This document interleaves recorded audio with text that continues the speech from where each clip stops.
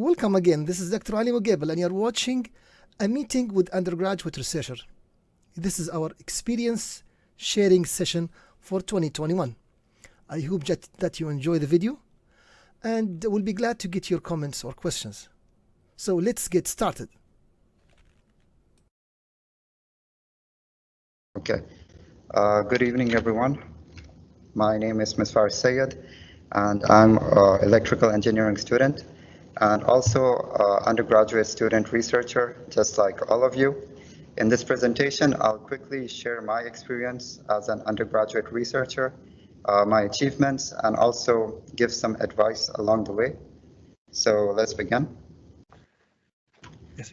First, we'll look at the timeline of how I got into research and all the stuff that I've been involved in. So it all began in September of 2019, 191 semester.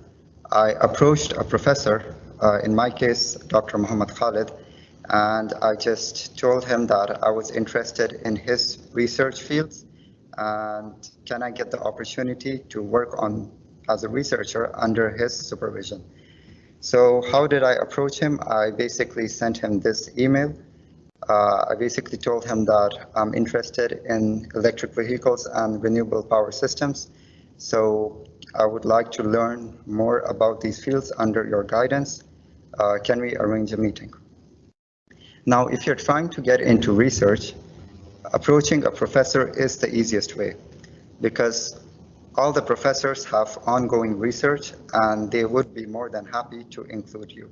So if you're trying to get into research, just approach a professor. And if you don't know which fields you're interested in, it doesn't really matter. In fact, it's not expected from an undergraduate student to know which field he's interested in. So you can just approach a professor who you've taken a course with or you've had good relations with. Just approach him and most likely you will find the field interesting even if you don't know it yet. So after I had the meeting with Dr. Khalid, he told me about the undergraduate student research grant. The research grant is basically a funding which is provided by the Deanship of Scientific Research, DSR. They basically give you a maximum of 50,000 riyals worth of funding, and you are allowed to use this funding to pursue your research idea. The way you apply for this grant is that you approach a professor and with him you write a proposal. You submit this proposal to DSR and then you wait for it to get approved or rejected. Allow me, Miswar. Yeah. This fund is now transformed to the Student Success Center, where we made it much easier. The amount is less. It's a few thousand riyals, but the process is much easier, much easier, inshallah. The guidelines will be out. Okay, that's great, yeah.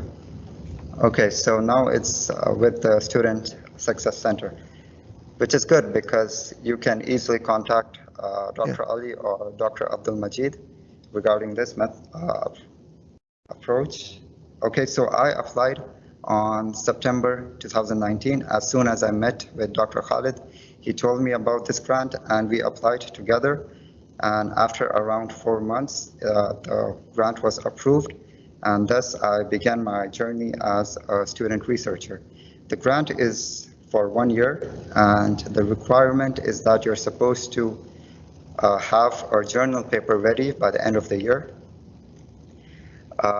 Then in the next semester, in 192, I took EE 490, which is an undergraduate research course, and it was offered by Dr. Ali.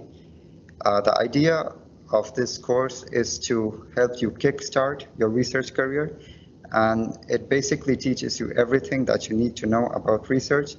They set you up with a master student, so you already have a research problem.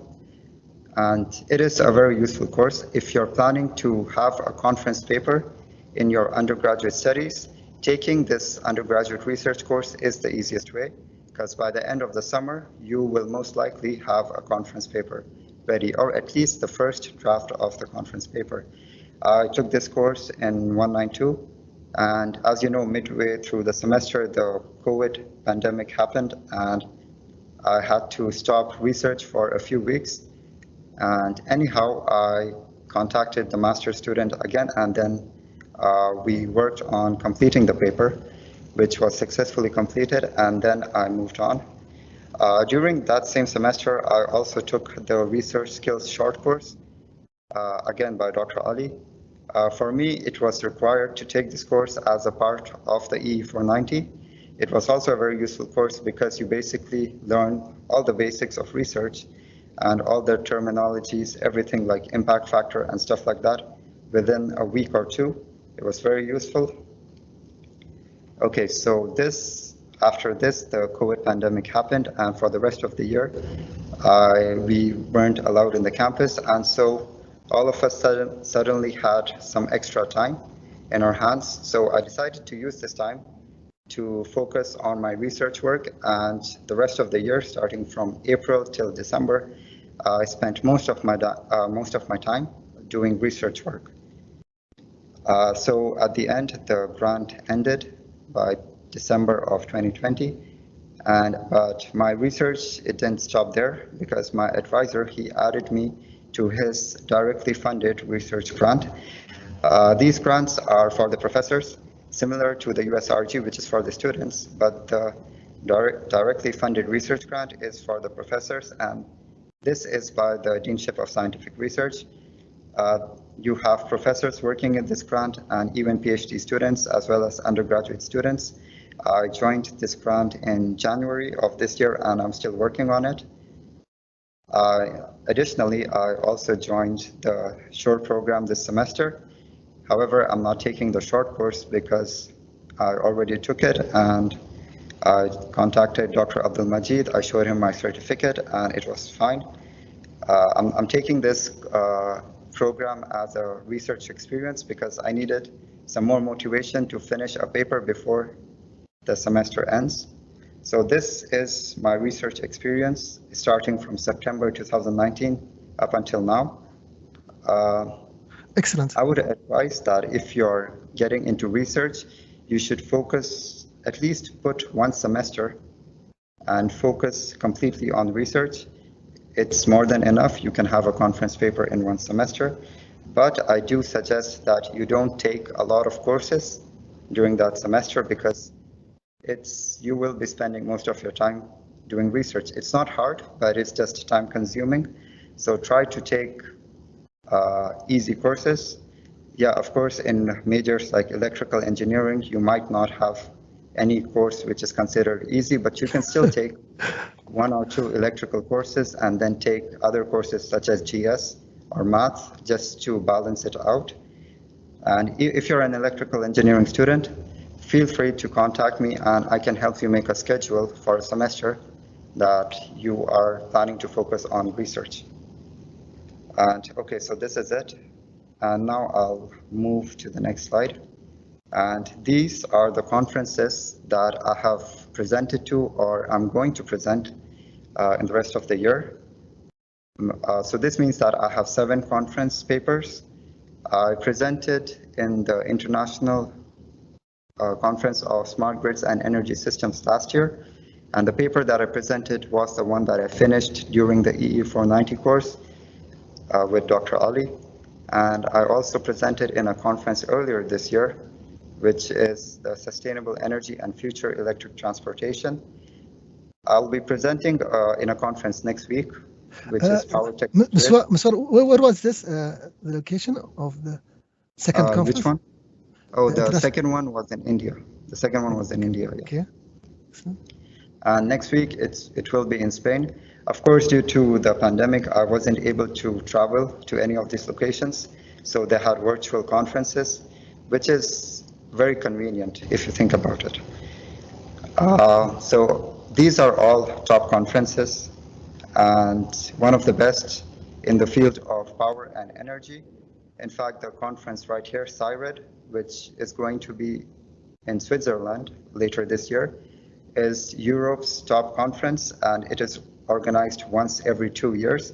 So I'm looking forward to that. I'm very fortunate to have had the opportunity to present in all of these conferences.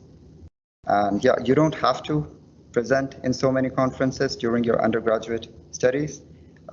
Having one conference paper is more than enough, so just work hard on one conference paper, and then if you have time, you can aim for more conference papers with your advisor. In addition to conference papers, I also have a few journal papers which are published or accepted or under preparation. I have a journal paper which is published in the IEEE Access journal. It's open access, which basically means that you don't have to pay for the paper, you don't have to subscribe. It's available for everyone. It's now published. The authors has to pay. The yeah. university paid, or I mean, you don't have to. And by the way, it has, since it's open access, you have to pay something that's known as the APC, which is the article processing charges. And you don't have to worry about it because your advisor will be taking care of it, and you'll have money from the grant which covers this cost. In fact, Miswar, sorry. In fact, it's excellent because this costs around 10,000 riyal from about $2,000. So it's good that the university will give you a chance to, and they cover it up. Yes. Yeah, excellent opportunity. Having a journal paper as a student really makes you stand out. And if you're planning to go for master's, it is a valuable addition to your CV. So if you have time, because journal paper, it usually takes more time. You don't have a page limit in most of the journals. Like in conferences, you are limited to a maximum of 6 pages in an IEEE conference. But for journal papers, it can go up to 20 or 25 pages. So it requires more effort and time. So I did most of my journal paper work during the summer of last year and during 201. I have another journal paper which is accepted in the Journal of Energy Storage. It is an Elsevier journal, which is also a pretty good journal. It's still not published, and this one is closed access. The main difference between closed and open access is that first of all, for the open access, you have to pay the ABC, and it takes around 2 to 4 weeks for the paper to get published. But for closed access, you won't be able to access the paper. You have to subscribe to it, or you can access it using the KFUPM intranet. KFUPM has access to all the journals and conference papers. And a closed access journal, it usually takes around 2 months for the paper to get accepted or rejected. And then additionally, it takes 2 more months for you to revise your paper if there are any revisions. And again, 2 or 3 more months for the final publication. So with closed access, it's usually a longer process for the publication. I'm currently working on a paper which is supposed to be submitted to IEEE Communications, Surveys, and Tutorials. This is a very high impact factor paper. In fact, the last time I checked, it had an impact factor of 20 point something. So I have to focus on this, because if I have a paper published in a journal with such high impact factor, it is quite an achievement. And I submitted a paper to IET, Renewable Power Generation. I'm still waiting for the response. Again, you don't have to submit or publish a journal paper. Having a conference paper is more than enough. But if you have the time and you're willing to put in the effort, I suggest you go for it. Okay, so these are some of the publications which are now available. You can just type my name on Google Scholar or IEEE Explore. The first one is a journal paper, which is open access, so you can access it. But the second and the third one are conference papers, which are closed access, and you need to be connected through the KFUPM intranet to access these. Or if you want them, you can just contact me and I can send you the PDF. The rest of the papers are either still, because even the publication process for conference papers, it usually takes a few months. So, and it is, by the way, it is very important for you to present in the conference for it to get published. If you don't present, it's not going to get published. So you have to present, and then after a few months, it will get published.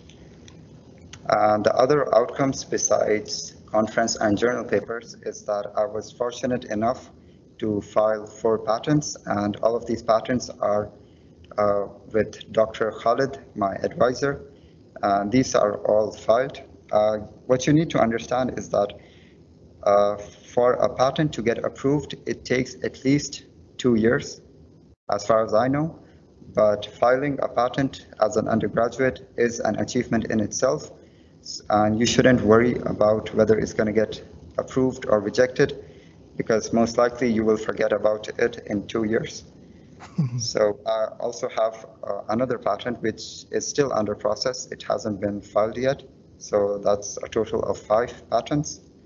And most recently, I won the undergraduate, I came second place in the undergraduate research competition, Abu Dhabi. This is one of the largest research competitions in the GCC and the MENA region. And this year they had around 76 universities from the GCC participate, and 315 projects were submitted.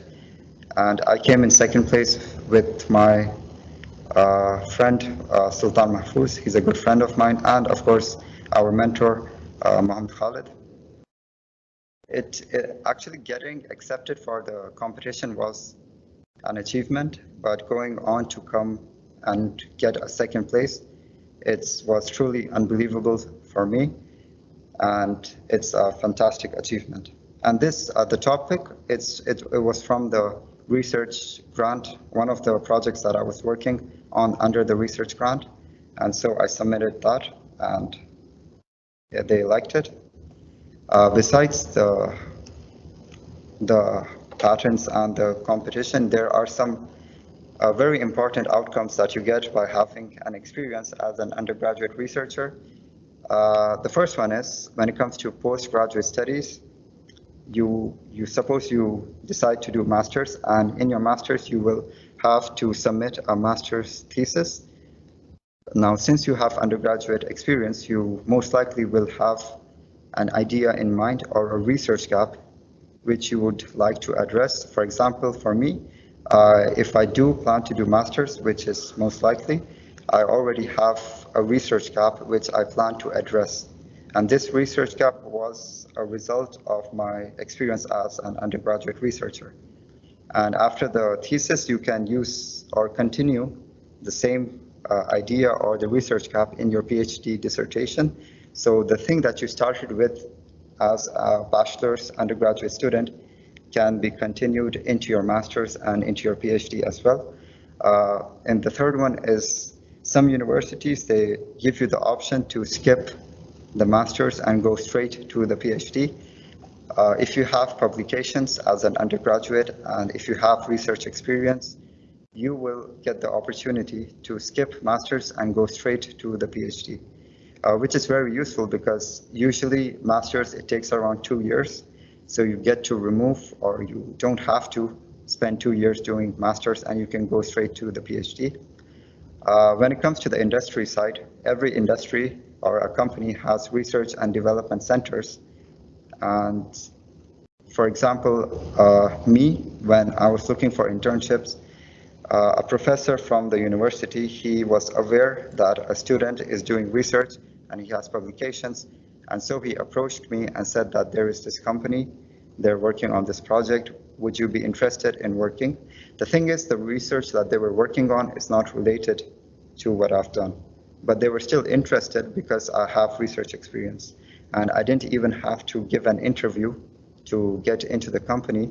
They just looked at my CV, and that's it. I got into the company, and now I'm doing my summer training there. And even for jobs, if you're trying to get into R&D, having a research experience is valuable. So yeah, these are basically all the outcomes you can get if you work as an undergraduate researcher.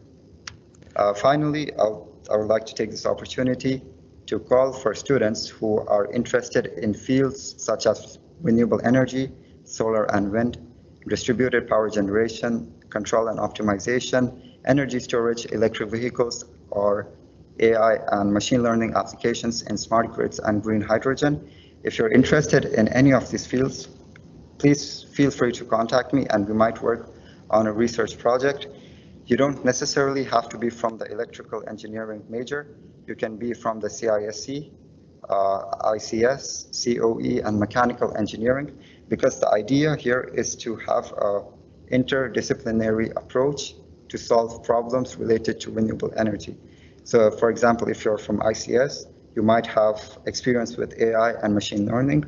We will look into how you can use this knowledge of AI into solving some issues related to renewable energy. For example, grid forecasting is a huge problem. So maybe you can come up with a new machine learning model which will accurately predict the load demand. This is one of the areas you can work in. So if you're from one of these majors and if you're interested in one of these areas, feel free to contact me. And this is my contact, my email, and my LinkedIn. Feel free to connect, feel free to email me, and that's it from my side. I'm open for questions if there are any. Thank you very much, Mr. Miswar.